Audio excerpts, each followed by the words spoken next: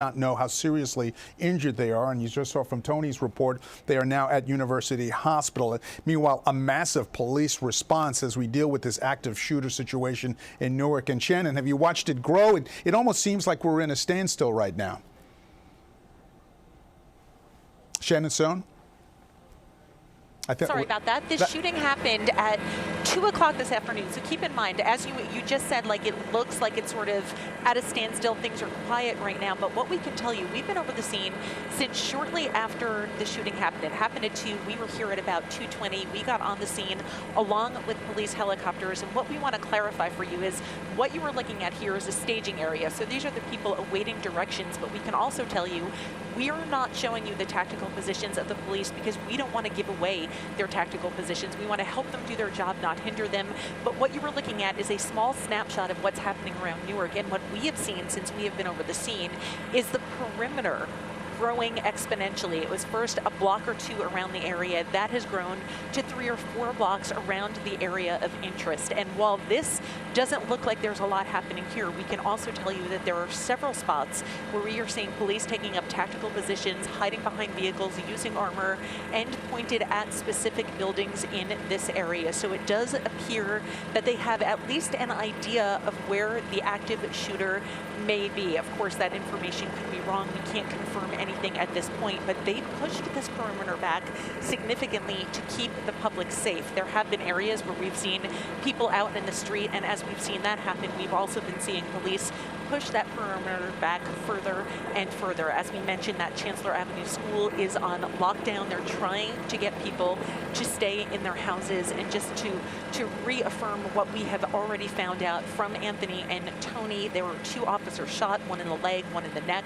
both taken to University Hospital, both in unknown condition at this point. But this is a very active scene, and resources from around the county and around the state are being activated so they continue to search for this active shooter. Again, the impression that we get from looking overhead is that they have a very good idea of where they think the person is, but that is a matter of keeping the public safe and making sure that their information is accurate as they continue the search.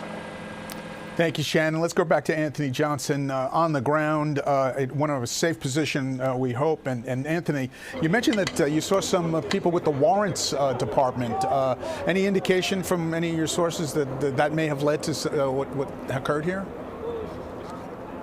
You know, we don't know at this particular point in time, because anytime you have a situation like this, they bring out all forces. So everybody has responded to this scene down here. We just saw an officer walking up with one of the long guns. But like you've seen, and Shannon was talking about how all of the officers are pretty much staying back. A lot of them actually standing behind vehicles at this point in time. And when I initially got to where we're standing right here, one of the officers even said to me, you can't go any further because we consider this situation from here all the way down to Bergen along Chancellor to be a dangerous situation. And as Shannon was talking about, they have encouraged everybody that lives in this area, everybody that's in this area, to stay indoors. As a matter of fact, you might see an officer right now. He's just jogging across the street pretty quickly, but they've told everybody to avoid this area, to stay away from the scene. They're not quite sure from here where the gunman is. We can tell that at this particular point in time. Nobody can really tell where the gunman is, but we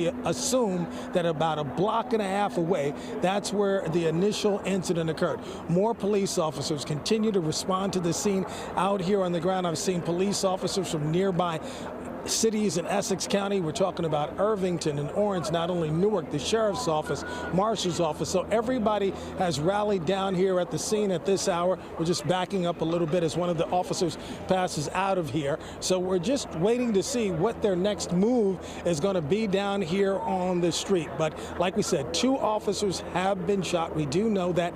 Tony was talking about that a little bit earlier. 1 shot in the neck, 1 shot in the leg. We don't know what precipitated the shooting in the first place, but we do know, once again, as Shannon was talking about, this all happened at 2 o'clock. But you can see the scene is on lockdown. It's going to stay this way, it looks like, for quite a long time. And as we talked about, there's a school in the area. As a matter of fact, there's a couple of schools in this area. One did let out because kids were getting out of school right around that 2 o'clock time, so they were able to get out on the street. But once they started approaching this area, they made sure they didn't go any further. Another school down the street is on lockdown. It'll stay on lockdown as long as this situation continues to be out here. Once again, you can see officers all stretched out all along this roadway.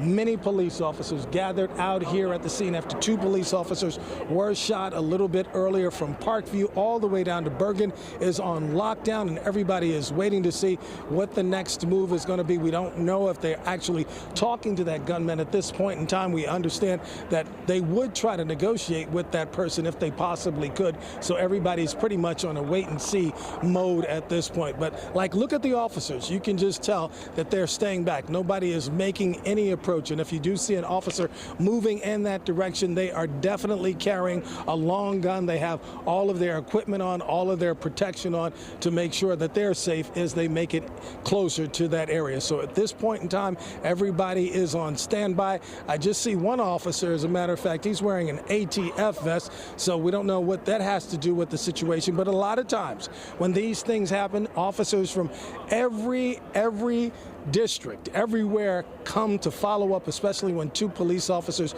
are shot. So you could see a variety of officers at the scene who are professional in doing this and going down here and trying to go ahead and deal with this situation, trying to negotiate with the gunman at this point. So pretty much on the ground, we're just holding to wait and see what's going on. Everybody has been told to stay back. We're doing the exact same thing, and everybody's waiting to see what is the next move. Anthony, no question, unsettling sights to see, officers in full military gear in some cases, or various forms of protection on the scene right now. You've been reporting to us. I don't know if you had a chance to talk to anybody in the neighborhood, but it can't be a comfortable situation with that neighborhood locked down. Have you got a sense how people are responding to this situation right now?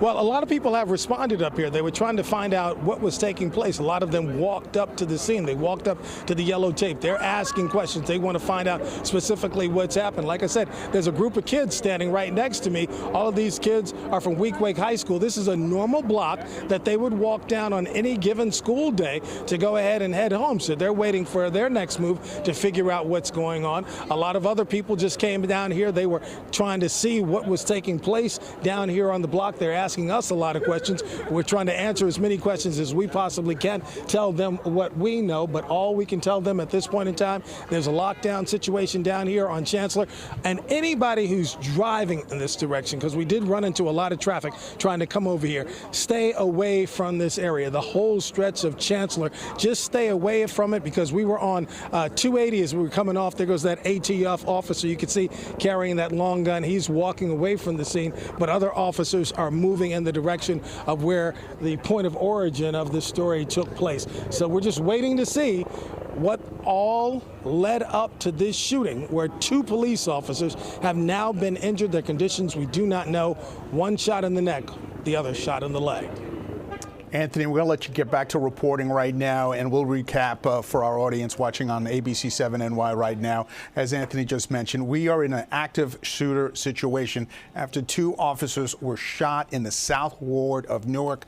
We're talking in an area that is near Van Velser Place and Chancellor. If you know the area, the Chancellor Avenue School on Chancellor Avenue has been put in lockdown at this point. Here you see pictures from Newscopter 7 on the rooftop as we continue to follow the very latest on this situation. 2 officers shot, 1 in the neck, 1 in the leg, and a massive police presence right now in that area. We'll continue to update you on ABC 7 NY, and we'll have a full report at Eyewitness News, First at 4. I'm David Navarro.